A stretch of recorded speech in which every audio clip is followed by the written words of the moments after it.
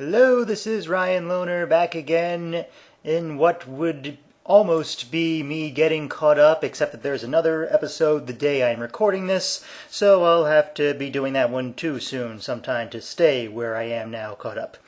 Now, before I head into this one, I do want to address one aspect of the last episode, Kill the Moon, which is that upon seeing what a bunch of other people thought of it, it turns out it's being accused in a lot of quarters of having an anti-abortion message. Now, personally, I don't think that was intended, largely because, as far as I understand it, England has more or less just, as a country, made its choice on that issue. They say abortion is okay. At least more so than in America. But I do also have a philosophy with this kind of thing that what the author intended more or less doesn't matter. All that matters is what someone watching the story itself, without any input from what was intended, thinks of it. And so if you are one of those people who thought that Kill the Moon was telling you that abortion is wrong, God knows I've railed against this season enough for the whole soldiers are evil thing, which may not even be intended. All power to you. I don't personally agree with it, but I definitely understand where you're coming from, and I won't stand in your way. So that being said, up here this time is episode 8, Mummy on the Orient Express. Very excited for this one because I was actually one of the lucky people in this day and age who got to read first the Agatha Christie book Murder on the Orient Express, which the title is taken from, without having the ending spoiled for me by pop cultural osmosis. And if you can do that, I definitely recommend it. That ending completely blew my mind. It blindsided me, but it also makes perfect sense with everything that's been set up. It's amazing how it comes together.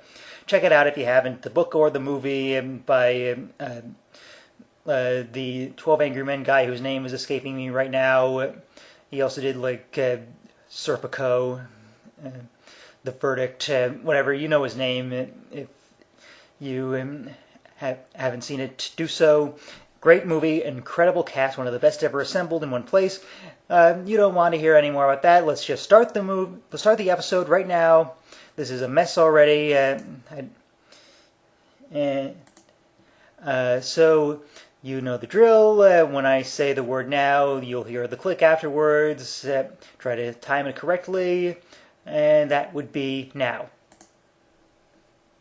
66.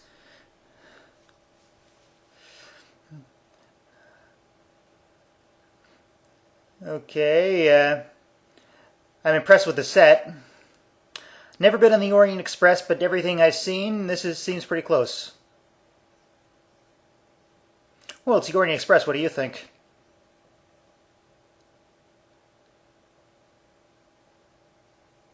Mummy monster thing. That's the best description ever. I like the clock in the corner.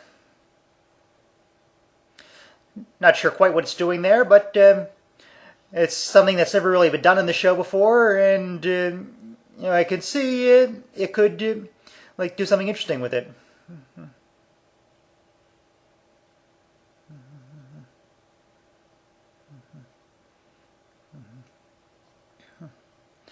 Okay, this is an interesting monster, kind of a reverse silence, really.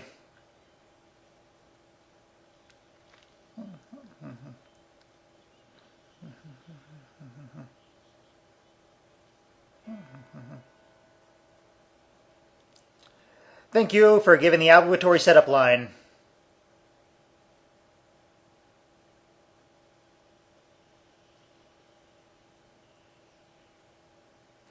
And that would be a quite shocking reveal that the train is in space if only the trailers hadn't given it away, so thanks for that, guys.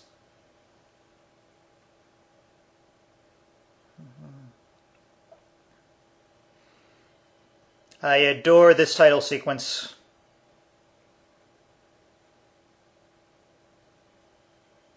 It occurs to me I'd never seen Jenna Coleman in anything else. I should look her up her other work. Maybe she's had some better roles than this.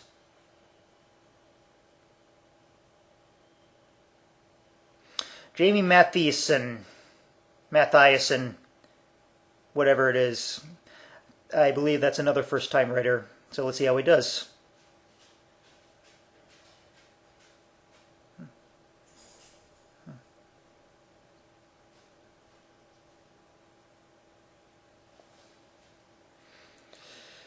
Okay, so the last episode ended with them like having kind of a falling out. Right. It's kind of another thing that makes me think the anti-abortion stuff wasn't intended, because maybe they would have more of a point if the doctor was just let go for everything he did, but instead Clara completely calls him out on it. Except they're kind of not acknowledging that here. Just have to see if he will acknowledge that at some point. Maybe the episode was taken out of order. Who knows?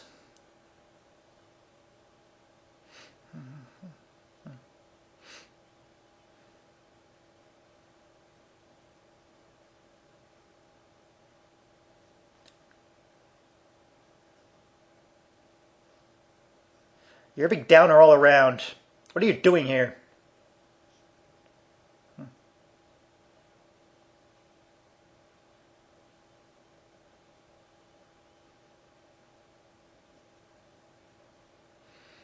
That's a Queen song. I just got that. Thanks, Shaun of the Dead.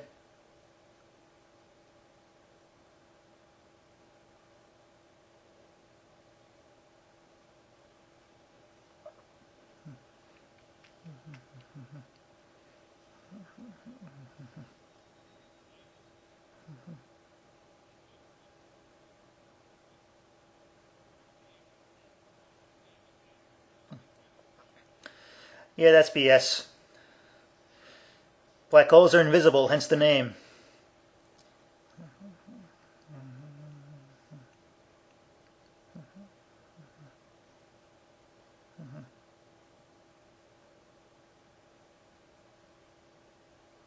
Oh, they are acknowledging it.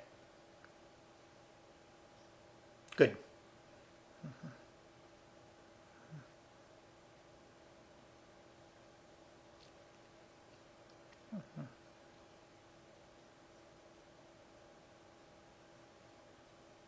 I told you to wait in the truck.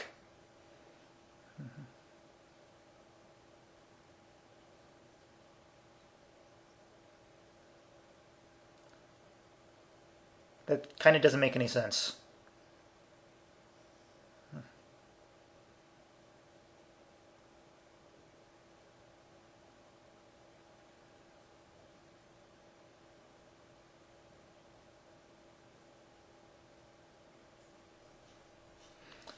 Like you're doing it right now? I'm kind of confused what she's doing here then.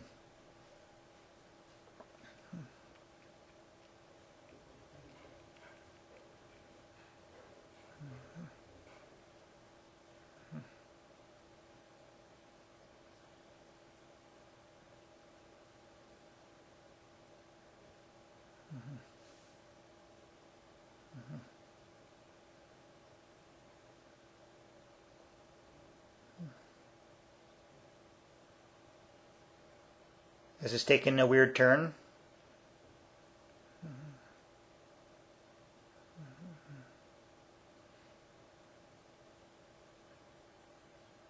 So is this before or after the mummy thing?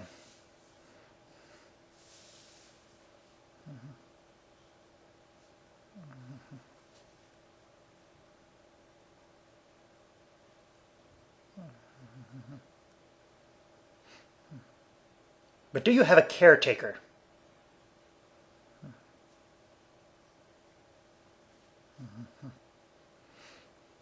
Ah, Mira Grant fan, huh?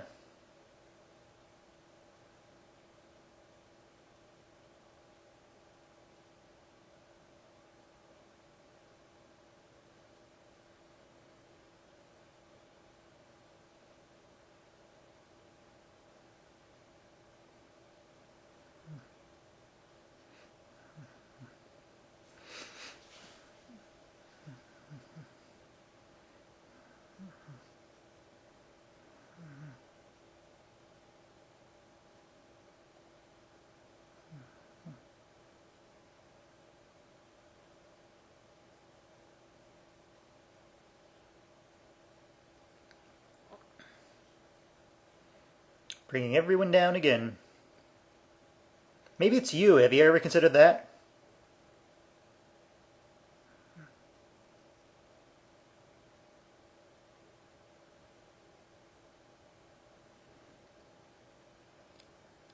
I'm still trying to figure out why I should care. Just let her go be with Mr. Pink. Find someone who actually wants this.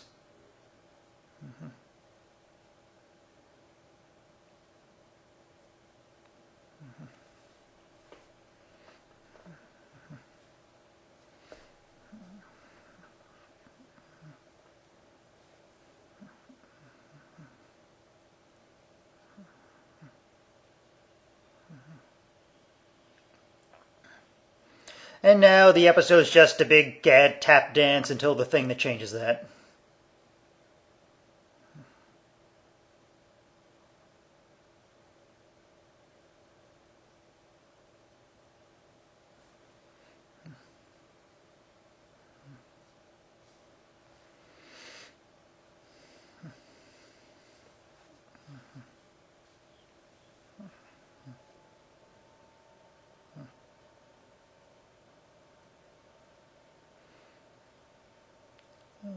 So they've reached a point where they can just have her have a super phone with no explanation.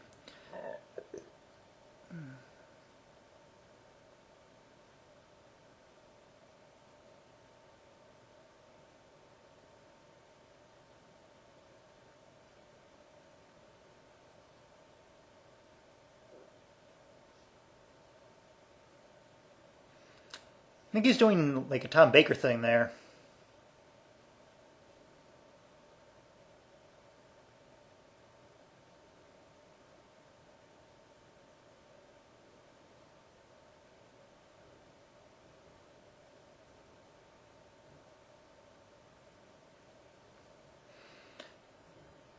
Please don't turn this into a Guy Fedot thing.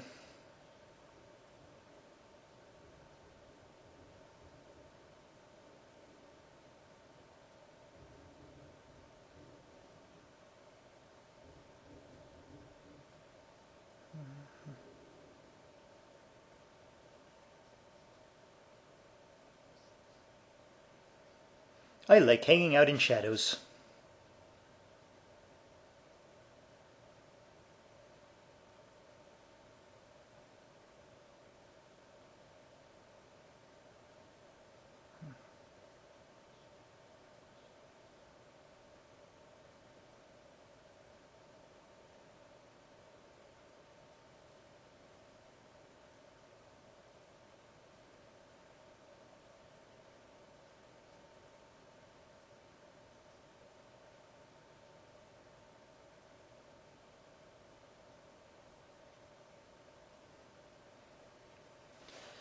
Plus the shadows.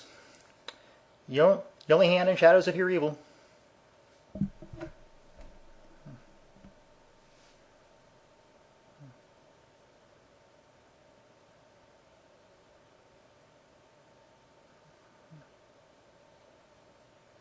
Take this guy as a companion. He seems good so far.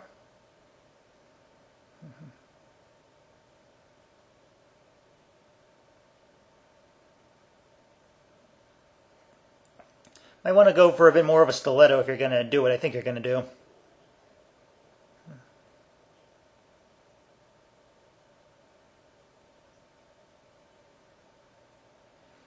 Always a good conversation starter.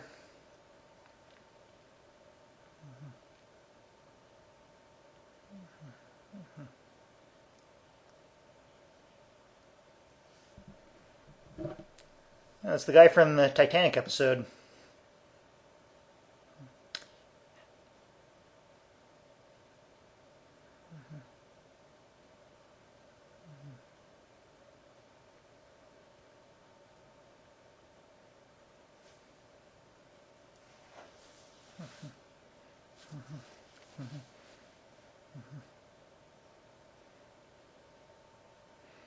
Take her as a companion. She's proactive.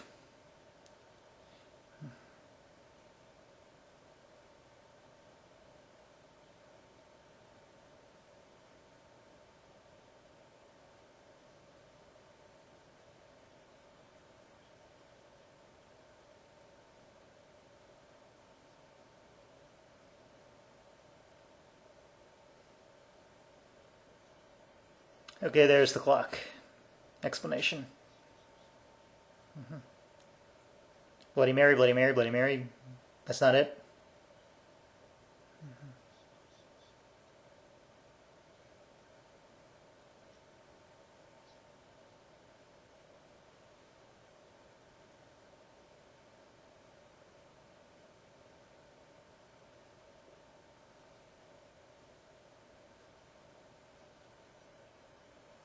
Candyman?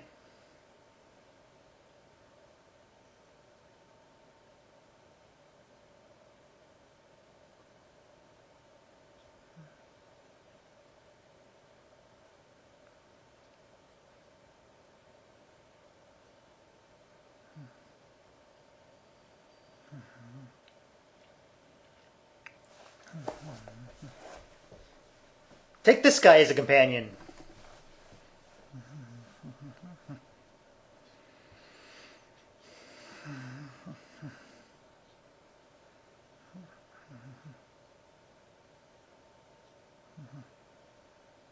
So they're going to do this every time, aren't they? I like it.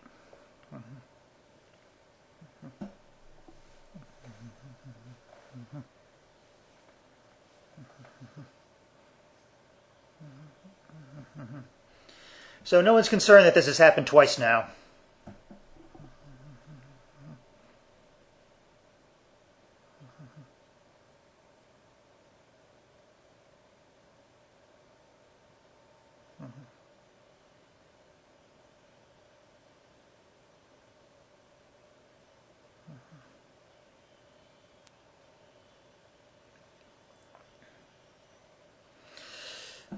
Also, like, what's good about this one, like, so far, is that it's one of those where you have no real idea what's going on. That makes it scarier.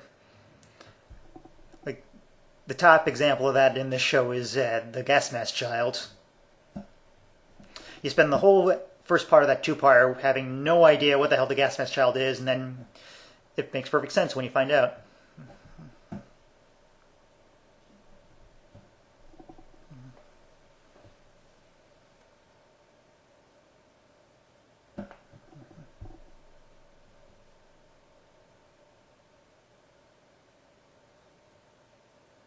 Oh, all the time.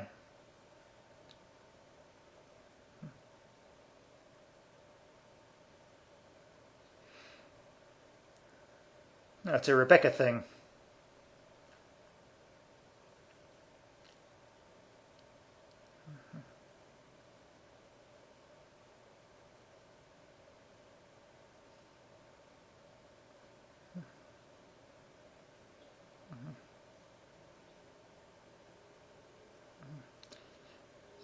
Like Margaret Thatcher.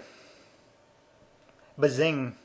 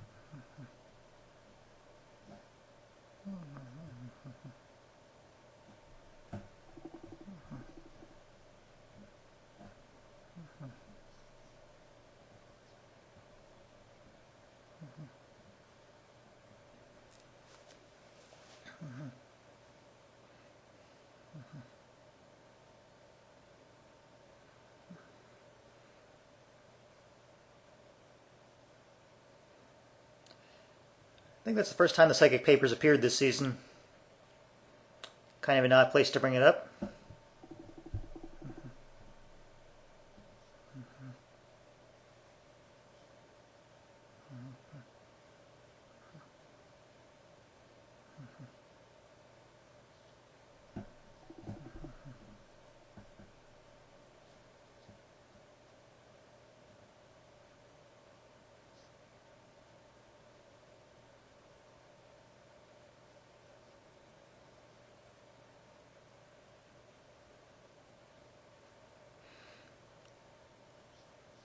I always wish like they could get these kind of characters could get this speech.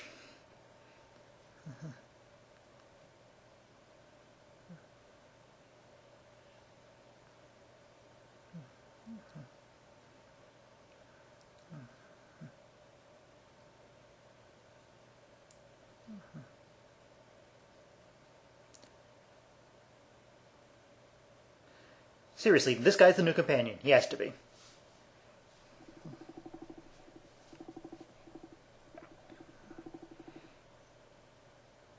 Damn right.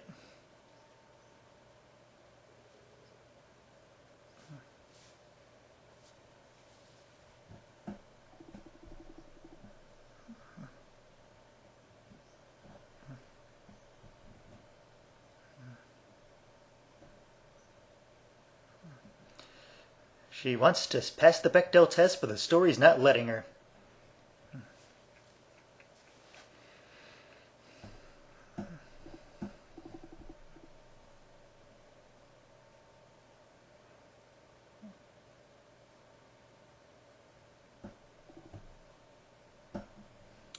So you're just carrying the phone out like that.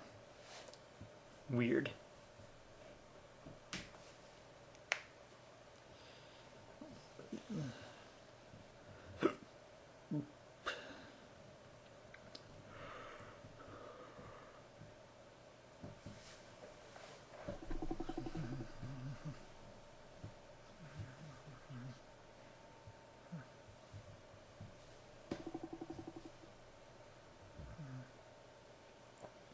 It's kind of a midnight vibe, too.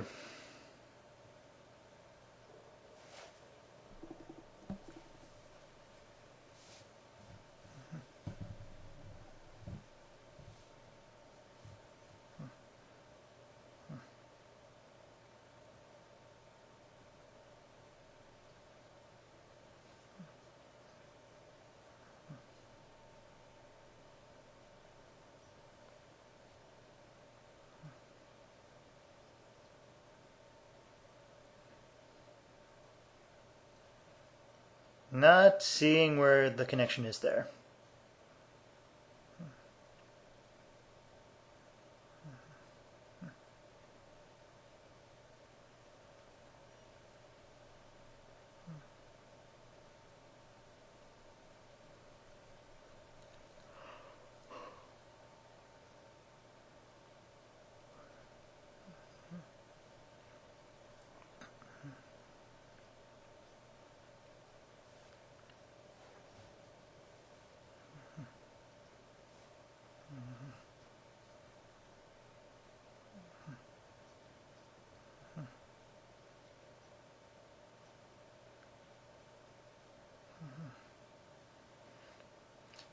Can we just not have her in the rest of the episode?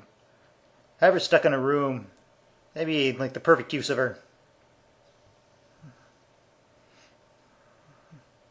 Is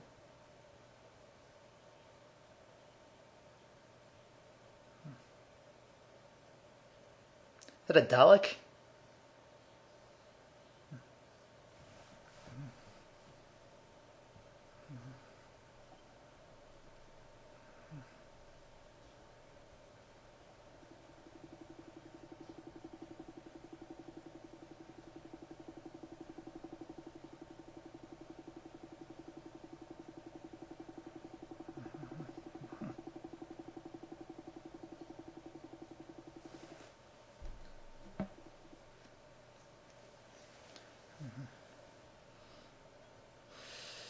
And a bit more Bubba Hotep, too.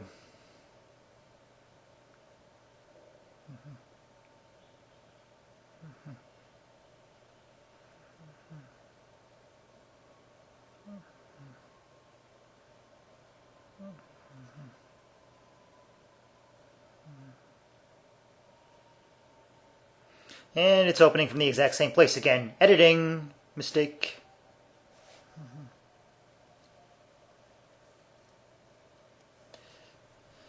That is a reference to the classic series, Ark in Space.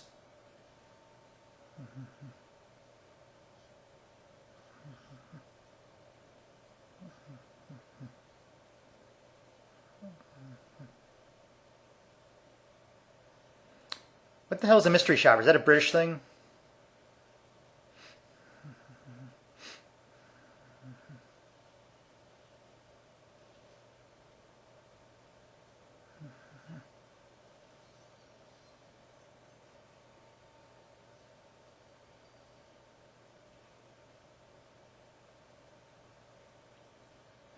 That is not a good actor.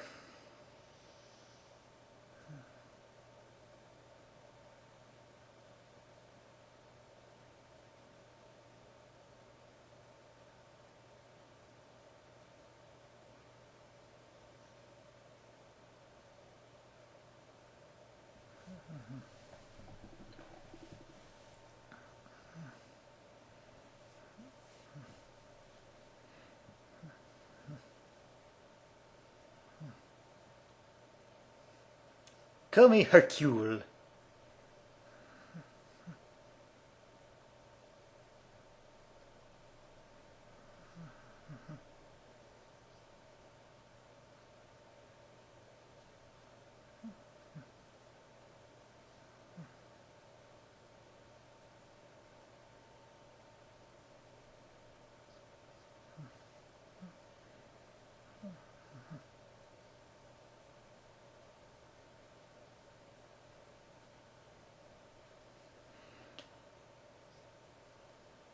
Oh, is this him working from the future again? Please, can we not do that?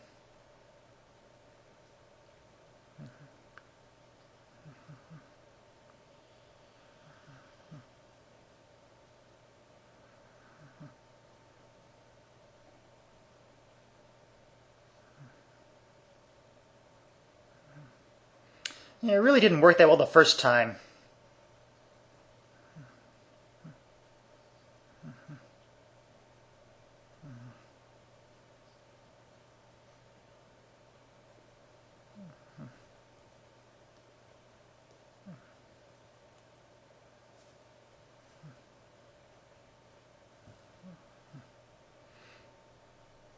And we're going Red Dwarf now.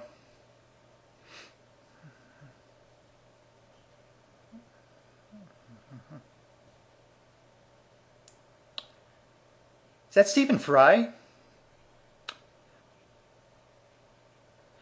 Probably not, but I'm going to pretend it is, because that's cool.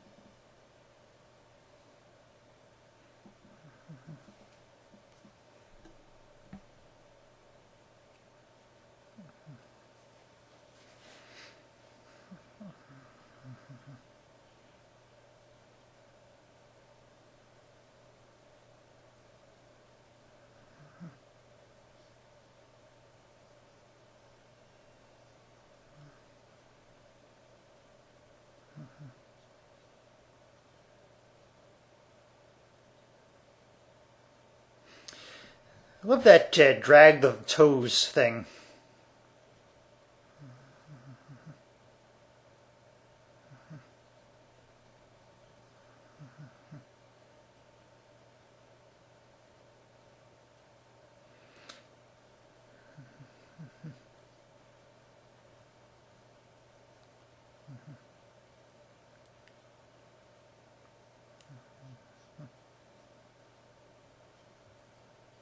Second off there.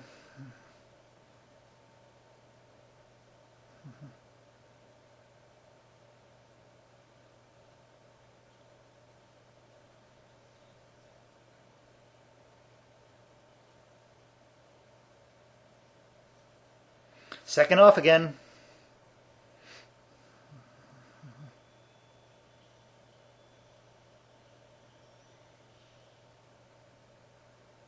And again.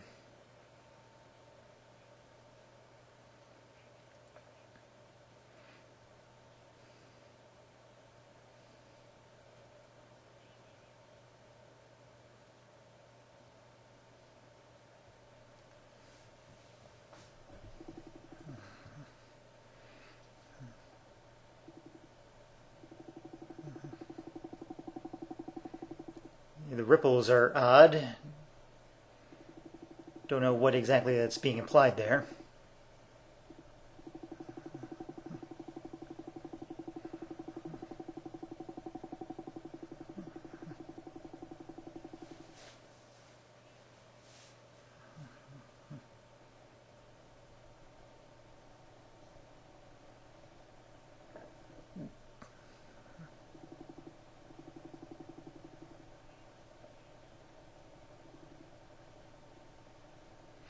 This guy's like the narrator from the Stanley Parable.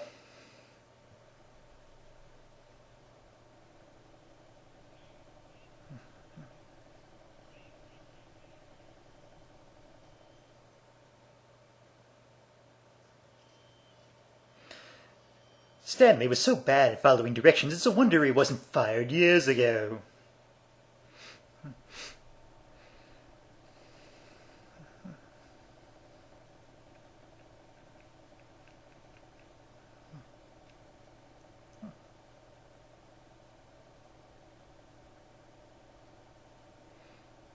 Odd.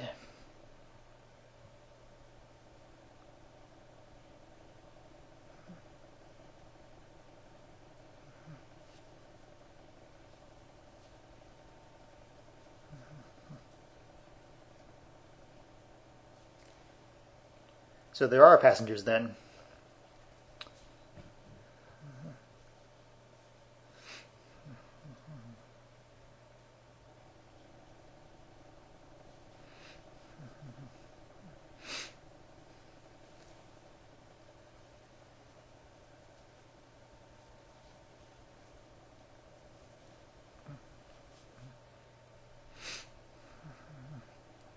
Again with the rippling. What is that?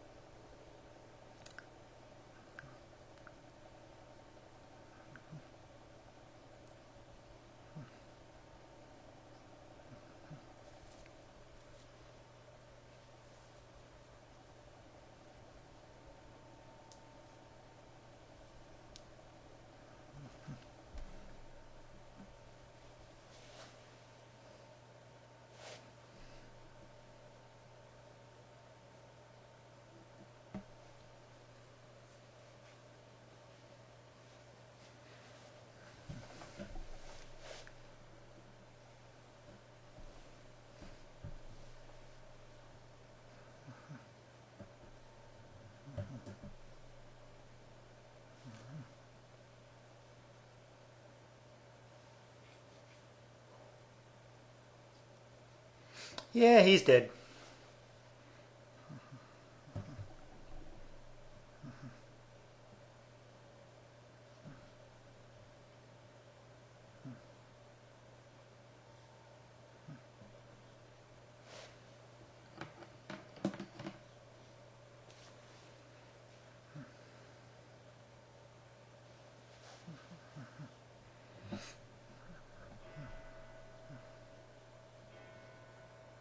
Yeah, I worked that out. Thank you.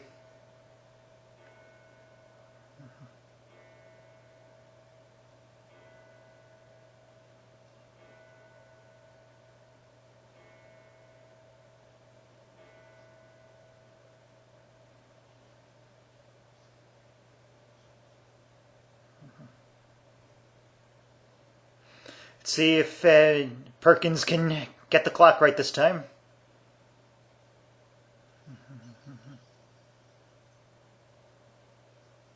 Yeah, second off again.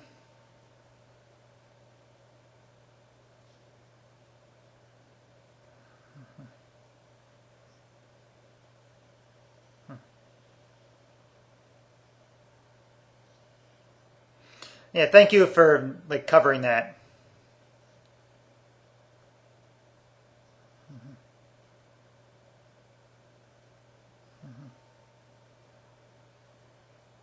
Oh, in front of you now.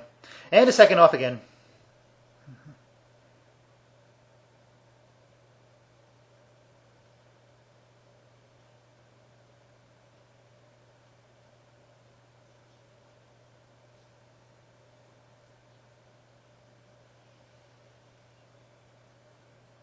Well, you got that right this time.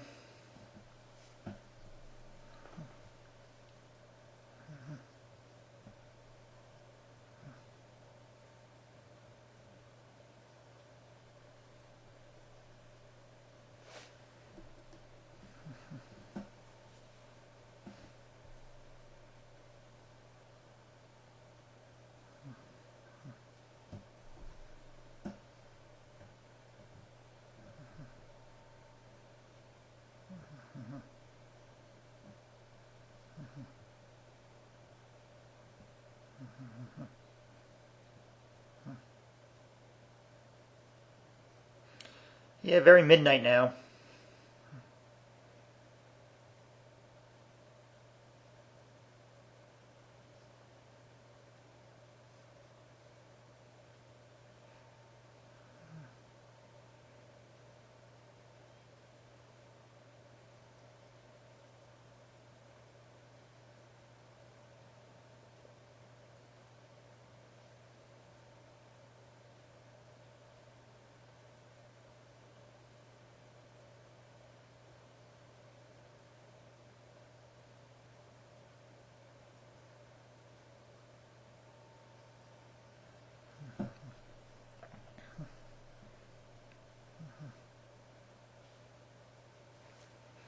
How do you know?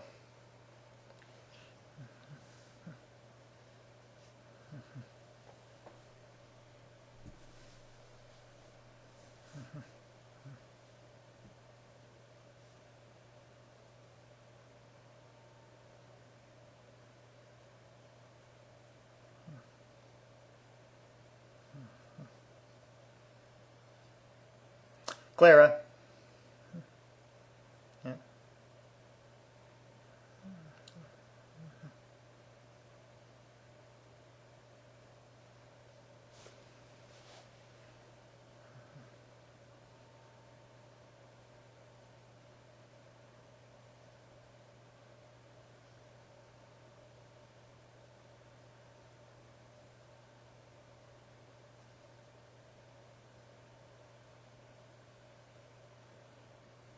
Yeah, what were you expecting?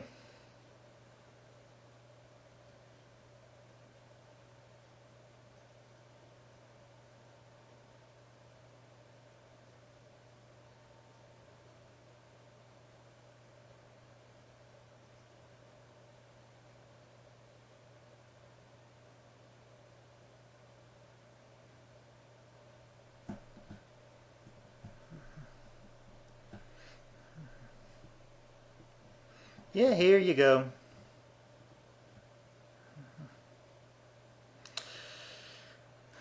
Clara's not gonna be so self-righteous after this.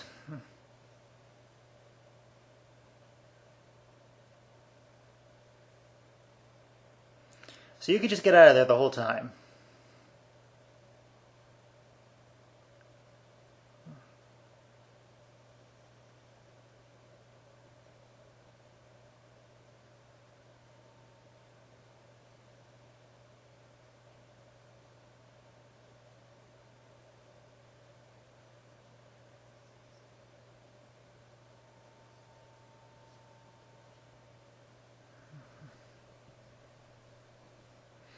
Yeah, how's that a surprise?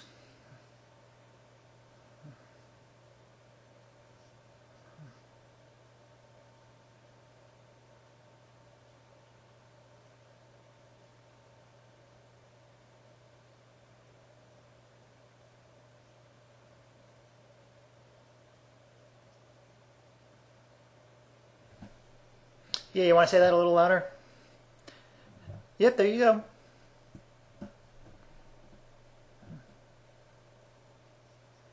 And now you're stealing his catchphrase.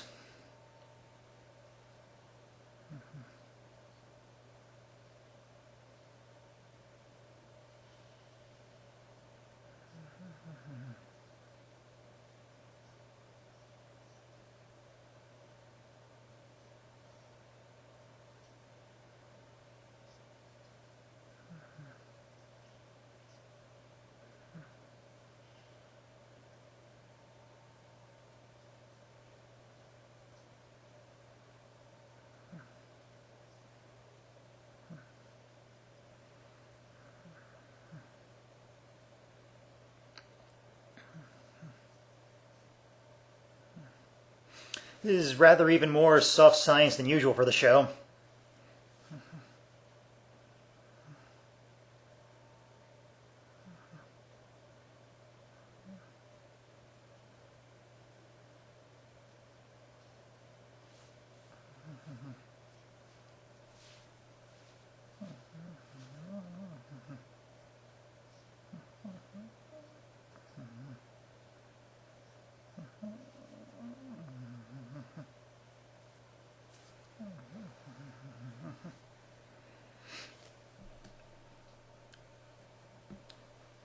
There's still a bit more of the episode to go, so I don't think this is going to be the end exactly.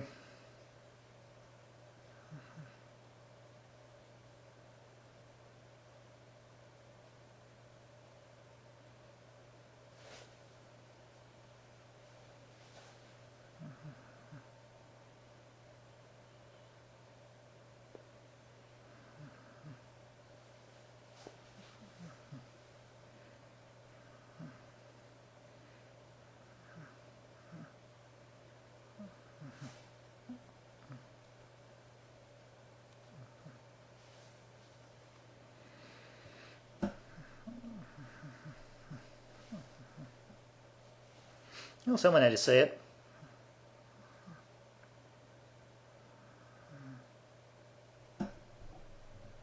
Yep, told you.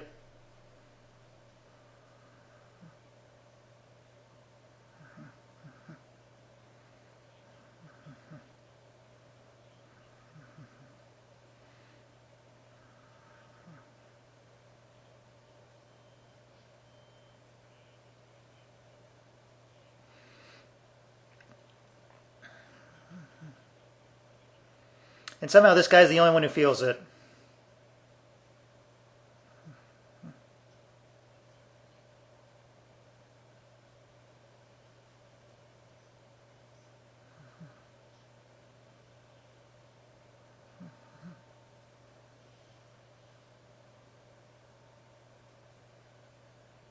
Jump cut. Odd. Oh, look, rocks. There's a Tom Baker reference for you.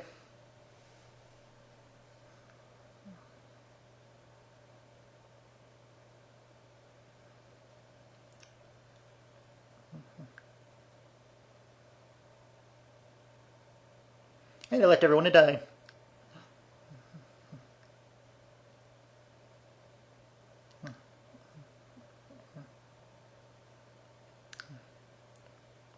Okay then.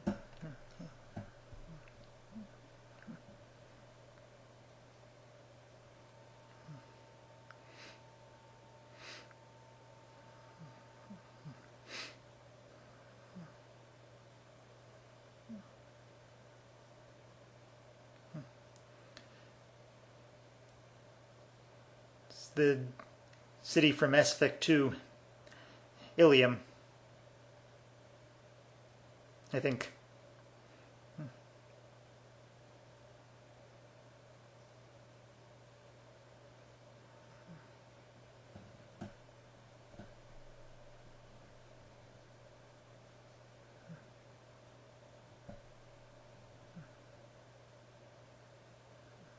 More or less. A little from column A, a little from column B.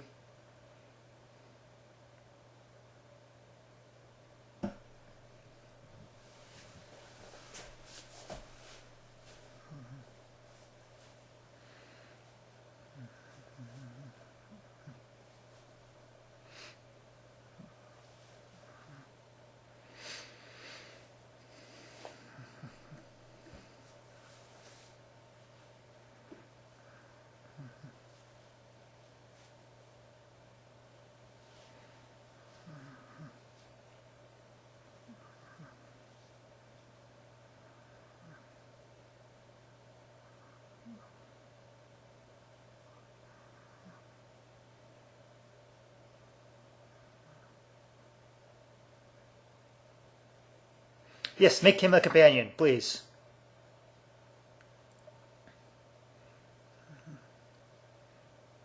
He can hang out in the shadows all he wants.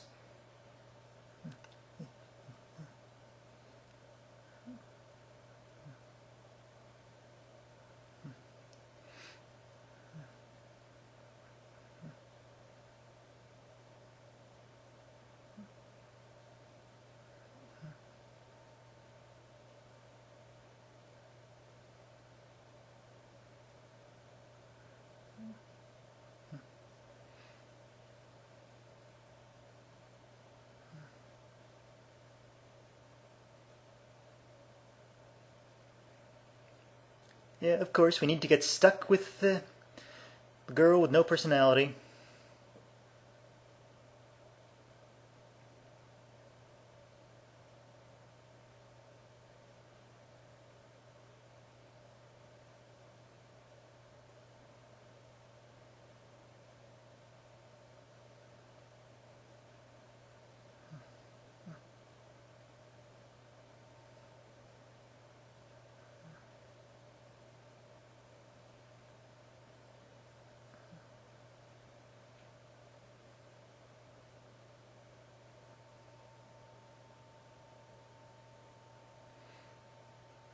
like bunnies.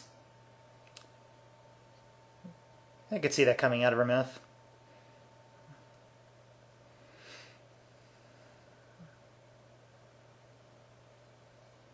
Well, there was the lodger. Tower 3.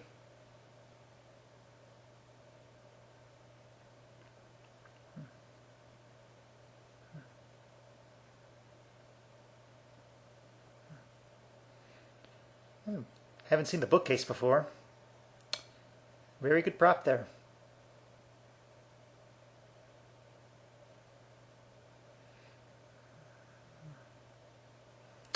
No, indeed.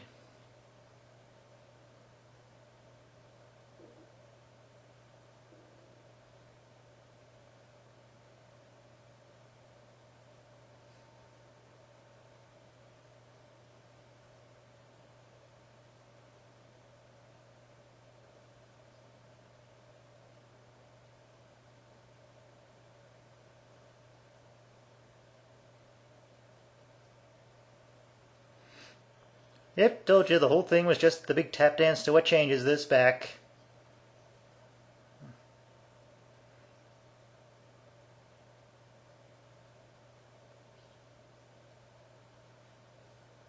And she dies the next trip.